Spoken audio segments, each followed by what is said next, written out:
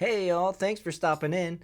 So you know him and you love him, John Fetterman is back in the news, and this time, top tier trolling. Fetterman gifts House GOP case of Bud Light over Biden impeachment hearing. Democrat U.S. Senator John Fetterman of Pennsylvania continued his trend of calling Republican lawmakers on their BS by delivering a case of beer to the House Committee on Oversight and Accountability on Thursday, as the panel held its first hearing for the GOP's widely condemned impeachment inquiry into Joe Biden. Instead of trying to avert the looming government shutdown, House Speaker Kevin McCarthy caved to the far right wing of his party earlier this month by announcing the impeachment probe led by Oversight Chair James Comer. Despite the lack of any evidence of wrongdoing by the Democratic president, this person calls himself a reporter. There's a lack of evidence. I'm not going to get into it, but come on. There's a stack of evidence, and it's still yet to be proven. It's still yet to be seen in court to determine if that evidence is actual proof of a crime. The evidence is definitely there and substantial. Not to mention, she said that it's the far right wing of the party that's doing this, when that wing of the party is the only wing that's actually serving, the people right now. The only wing of the party that's doing their jobs as far as oversight and accountability. So call it what you want to try to bully. You call it far right wing. It's a bully tactic. But we get it. So we'll just continue. Fetterman's office said that the first-term senator directed his staff to deliver a gift to the House Oversight Committee to congratulate and salute Rep. Comer and his Team America squad as they embark on their historic impeachment journey. His stunt was lauded online as top-tier trolling. Okay, this next paragraph is hard because the person forgot to put punctuation, but I'm going to go ahead and try to get through it. His stunt was lauded online as top-tier trolling, given that some right-wing political leaders and other transphobic figures behind attacks on LGBTQ people and rights have boycotted Bud Light this year because of its paid partnership with trans social media influencer Dylan Mulvaney.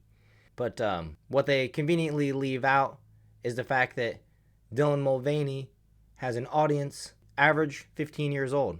So, people with principles don't really get down with marketing alcohol, beer directly to children. It doesn't make sense to us. The person that they used has said themselves that they're a theater person. And I'll just leave it at that, because if you've been watching my videos, you know my take on Dylan and whatnot. But folks believe that Dylan is just acting like a woman, and then that's offensive to some people, and it is what it is.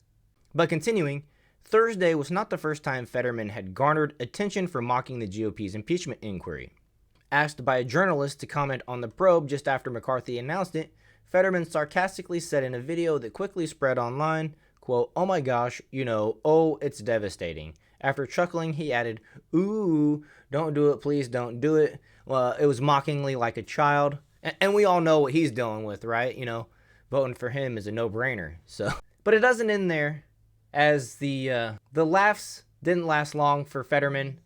As the Senate ends John Fetterman's dress code, the bums will always lose. Senate Majority Leader Chuck Schumer's bid to appease man-boy John Fetterman just lost to a revolt of grown-ups, and by a unanimous vote, too.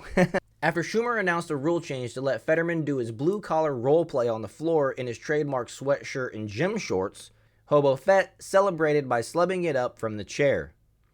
That's what the article says. Then Senators Joe Manchin and Mitt Romney led a bipartisan uprising to roll back Chuck's change. America owes a big thank you to these Brooks brothers in arms for their mini revolt. The Senate is a repository of the people's sovereignty, a fundamental of our democratic republic. And I agree, you got to at least look presentable and professional, and like you take your life serious. That's what I was saying in my last video, that we need people in our Senate and our top, government positions to look and appear and be healthy, fit, and able.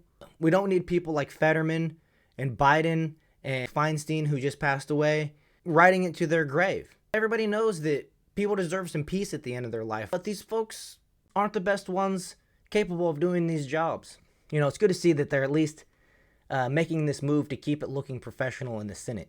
We don't need a bunch of people showing up in basketball shorts and tank tops and yoga pants. The least members can do is put on a tie.